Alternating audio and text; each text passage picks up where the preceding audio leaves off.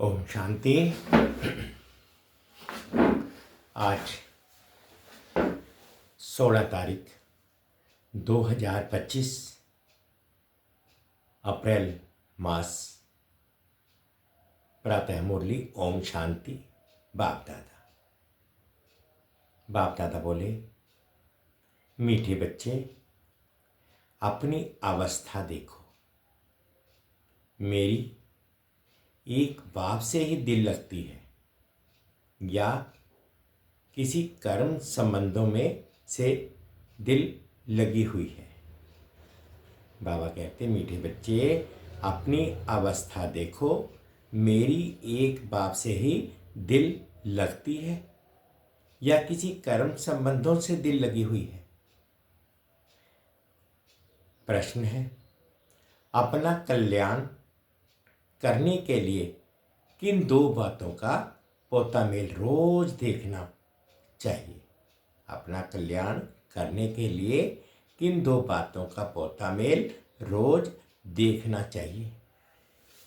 उत्तर में बाबा कहते हैं, योग और चलन का पोता मेल रोज देखो।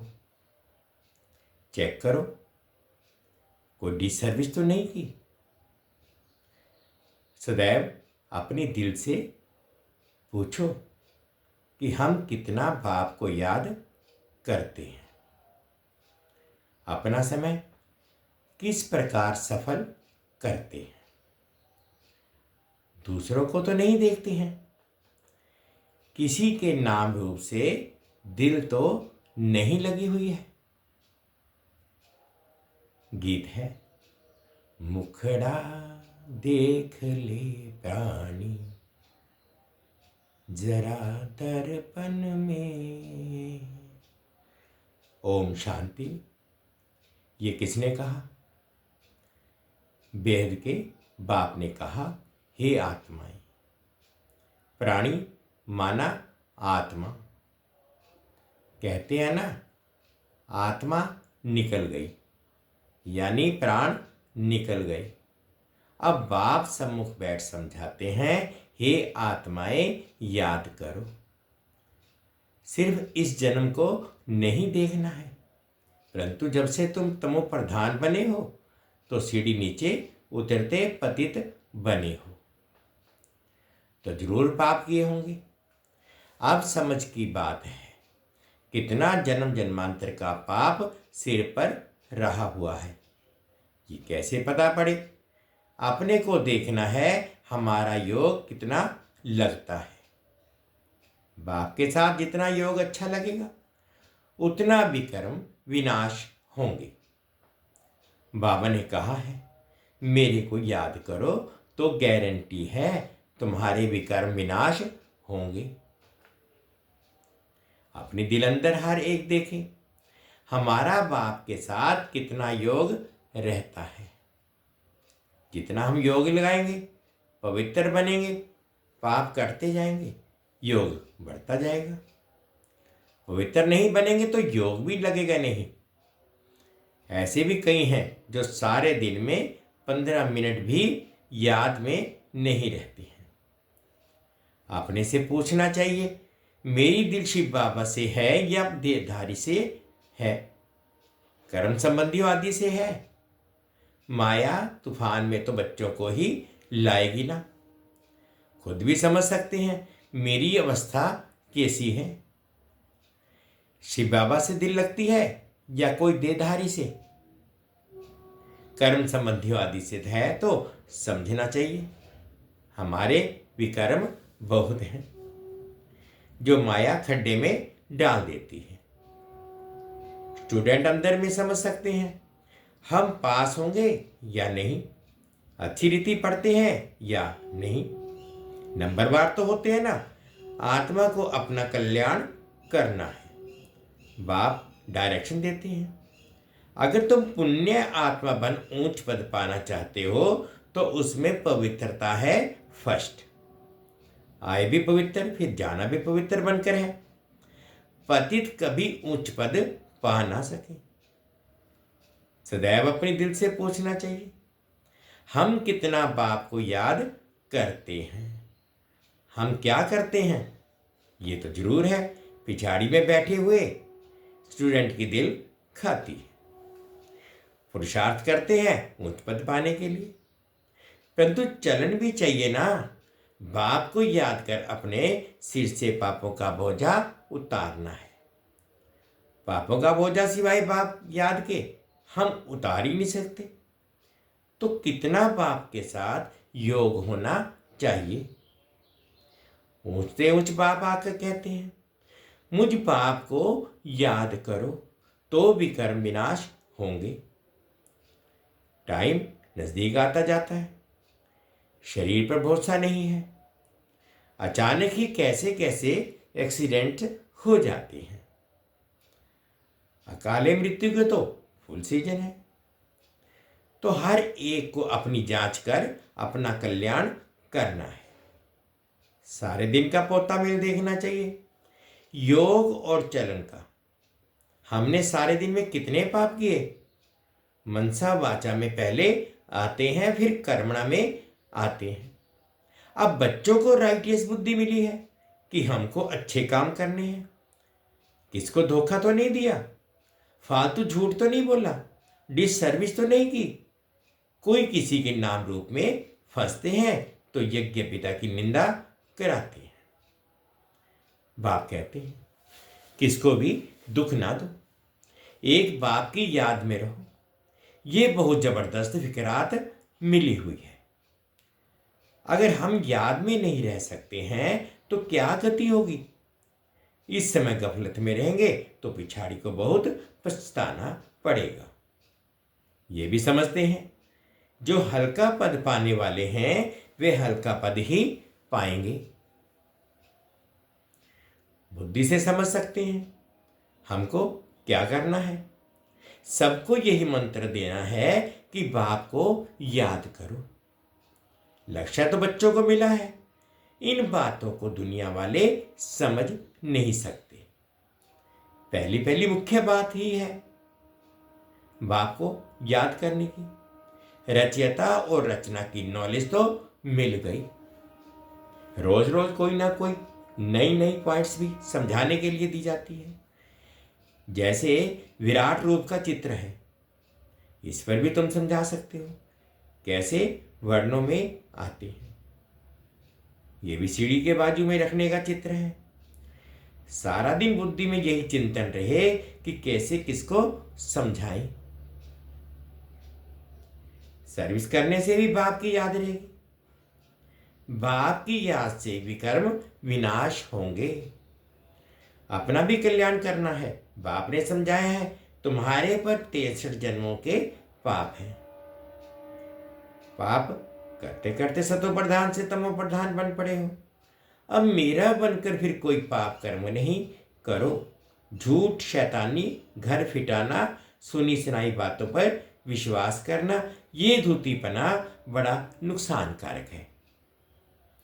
बाप से ही योग भी तोड़ा देता है। तो कितना पाप हो गया। गवर्नमेंट के भी धूते होते हैं। गवर्नमेंट की बातें किसी दुश्मन को सुनाए बड़ा नुकसान करते हैं, तो फिर उनको बड़ी कड़ी सजा मिलती है। तो बच्चों के मुख से सदैव ज्ञान रत्न निकलने चाहिए। उल्टा सुल्टा समाचार भी एक दो से पूछना नहीं चाहिए।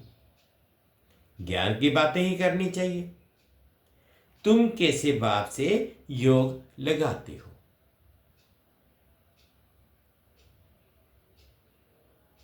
कैसे किसको समझाते हो। सारा दिन यही ख्याल रहे। चित्रों के आगे जाकर बैठ जाना चाहिए। तुम्हारी बुद्धि में तो नॉलेज है ना। भक्ति मार्ग में तो अनेक प्रकार के चित्रों को पूजते रहते हैं, जानते कुछ भी नहीं। ब्लाइंड फेथ, आइडल वर्शिप यानी कि मूर्ति पूजा, इन बातों में भारत मशहूर है। अभी तुम ये बातें समझाने में कितनी मेहनत करते हो।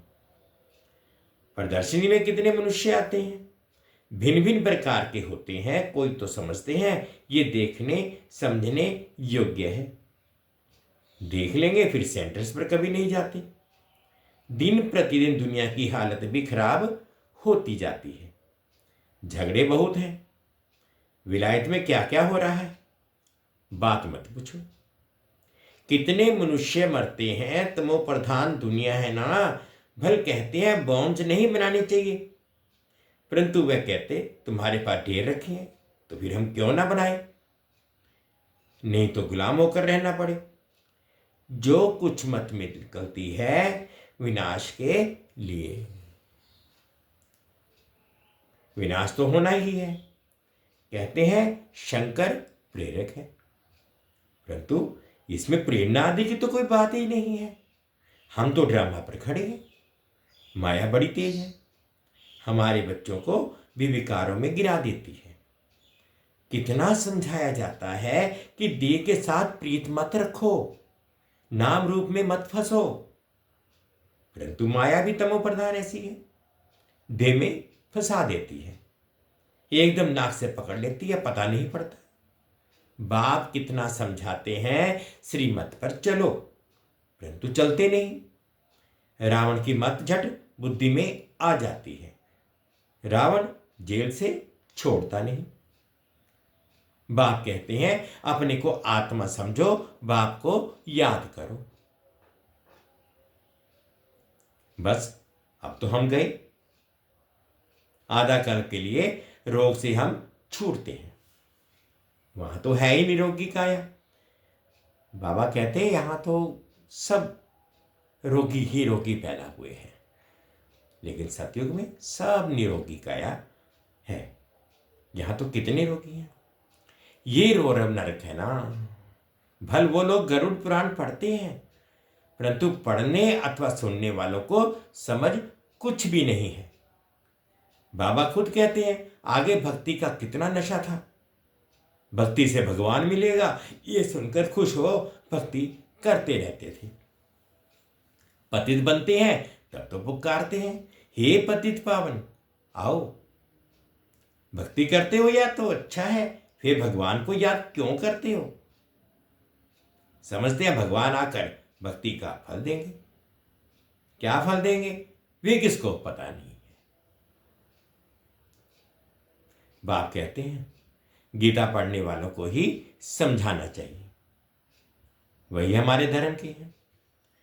पहली मुख्य बात ही है गीता में भगवान नुवाच। अब गीता का भगवान कौन। भगवान का तो परिचय चाहिए ना। तुमको पता पड़ गया है आत्मा क्या है, परमात्मा क्या है। मनुष्य ज्ञान की बातों से कितना डरते हैं। भक्ति कितनी अच्छी लगती है। ज्ञान से 3 कोस दूर भागते हैं। अरे पावन बनना तो अच्छा है। अब पावन दुनिया की स्थापना, पतित दुनिया का विनाश तो होना ही है, परंतु बिल्कुल सुनते नहीं। बाप का डायरेक्शन है hear no evil, see no evil, talk no evil. Maya फिर कहती है हियर नो ओनली बाबा की बातें। माया का डायरेक्शन है शिव बाबा का ज्ञान मत सुनो। माया का डायरेक्शन है कि शिव बाबा का ज्ञान मत सुनो।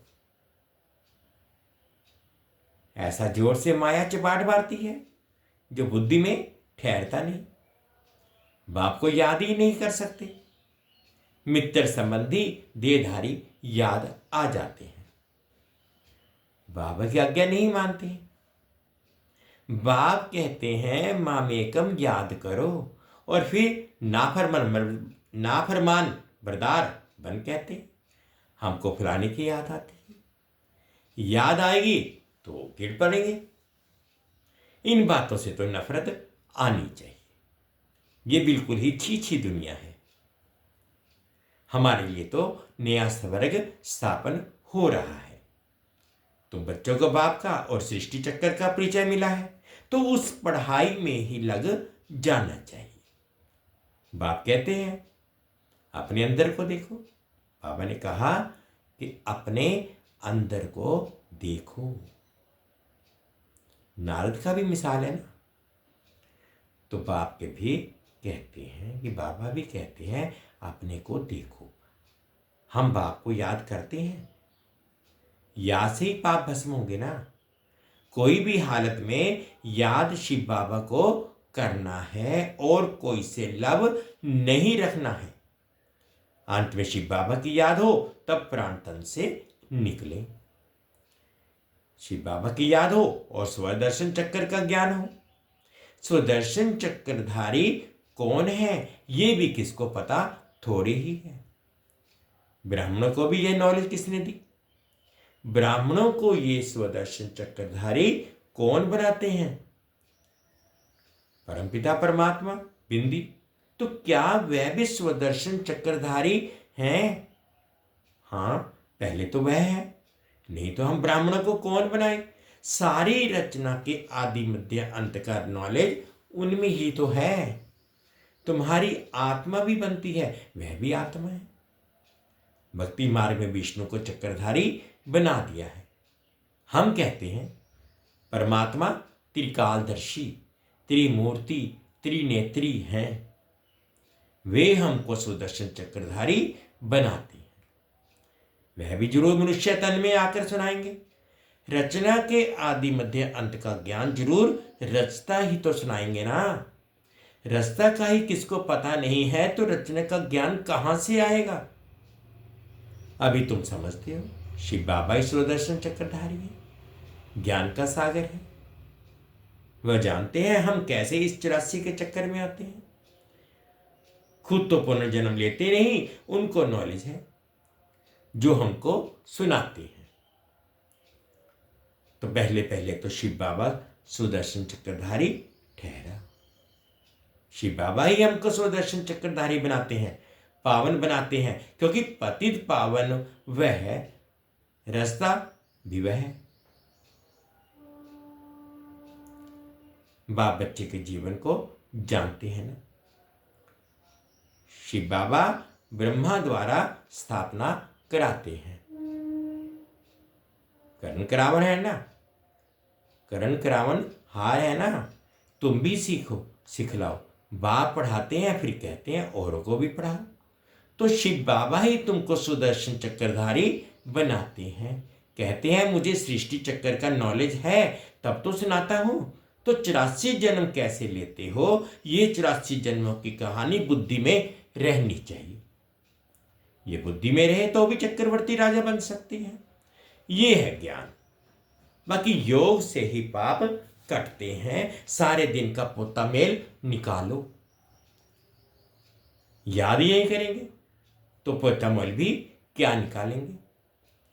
सारे दिन में क्या क्या किया ये तो याद रहता है ना। ऐसे भी मनुष्य हैं अपना पोता मेल निकालते हैं।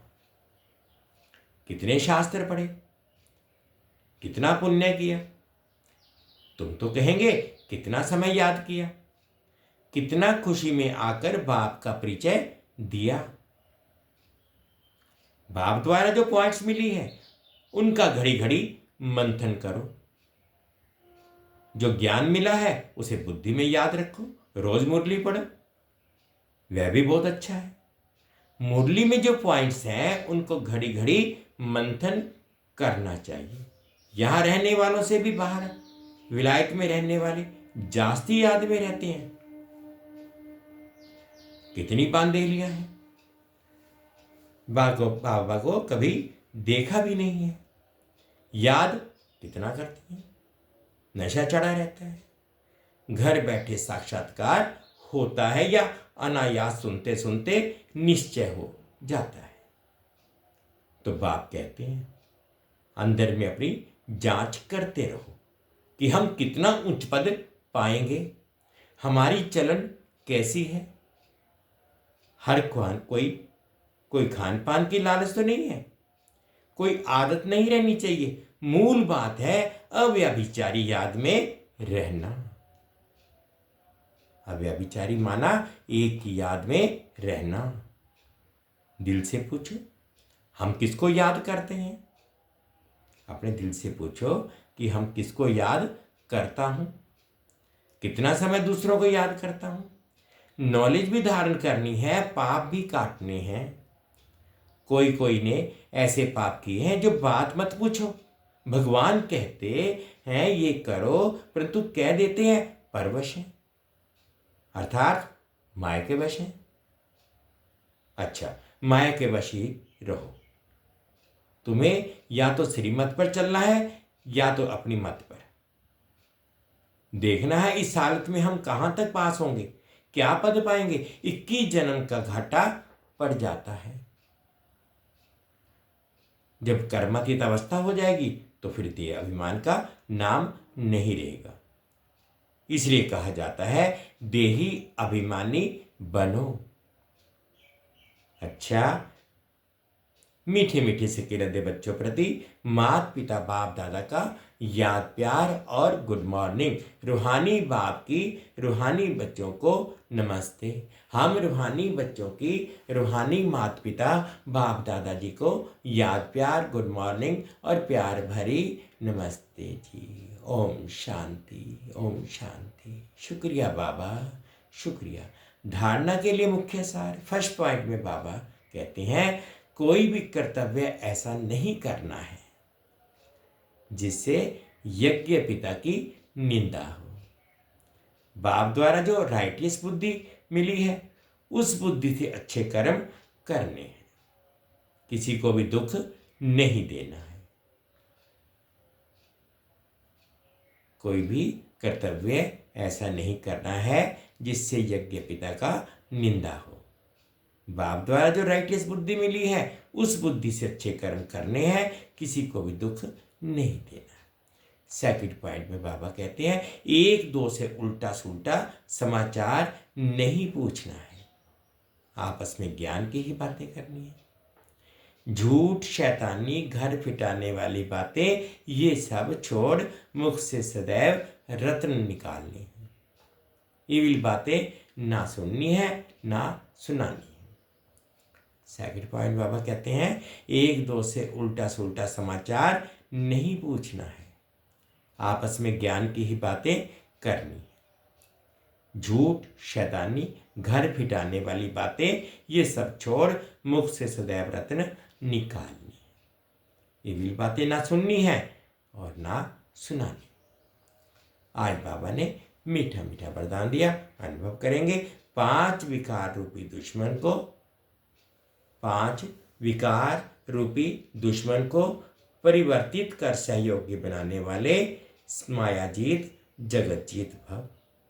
5 विकार रूपी दुश्मन को परिवर्तित कर सहयोगी बनाने वाले मायाजीत जगतजीत भव।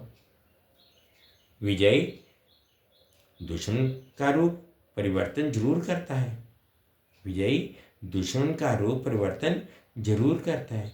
तो आप विकारों रूपी दुश्मन को परिवर्तित कर सहयोगी स्वरूप बना दो, जिससे वे सदा आपको सलाम करते रहेंगे। काम विकार को शुभ कामना के रूप में, क्रोध को रूहानी खुमारी के रूप में, लोभ को अनासक्त वृत्ति के रूप में, मोह को स्नेह के रूप में और देह अभिमान को स्वाभिमान के रूप में परिवर्तित कर दो, तो मायाजीत जगतजीत बन जाएंगे। विजयी दुश्मन का रूप परिवर्तित जरूर करता है, तो आप विकारों रूपी दुश्मन को परिवर्तित कर सहयोगी स्वरूप बना दो, जिससे वे सदा आपको सलाम करते रहेंगे। जैसे काम विकार को शुभ कामना के रूप में परिवर्तित कर दो, क्रोध को रूहानी खुमारी के रूप में परिवर्तित कर दो, लोभ को अनासक्त वृत्ति के रूप में, मोह को स्नेह के रूप में और देह अभिमान को स्वाभिमान के रूप में परिवर्तित कर दो, तो मायाजीत जगतजीत बन जाएंगे। आज स्लोगन है रियल गोल्ड में मेरापन ही अलाय है। रियल गोल्ड में मेरापन ही अलाय है जो वैल्यू को कम कर देता है। इसलिए मेरेपन को समाप्त करो। अव्यक्तिशाली कंबाइंड रूप की स्मृति से सदा विजयी बनो। कभी कोई कार्य में या सेवा में जब अकेले अनुभव करते हो तब थक जाते हो, फिर 2 भुजा वालों को साथी बना लेते हैं, 1000 भुजा वाले को भूल जाते हो।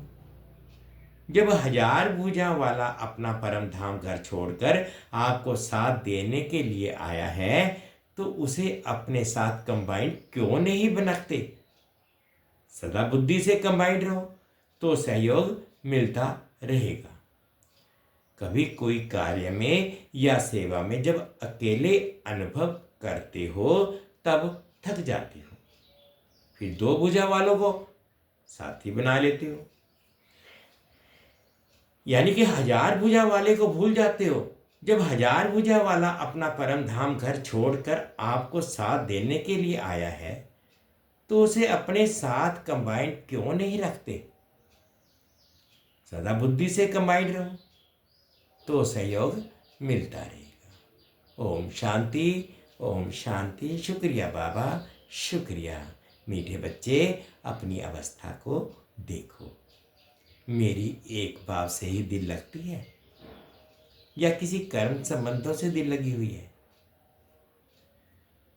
आज की मुरली के संबंध में गीत था, मुखड़ा देख ले पाए। 2 मिनट योग में बाबा का ध्यान करेंगे। ओम शांति।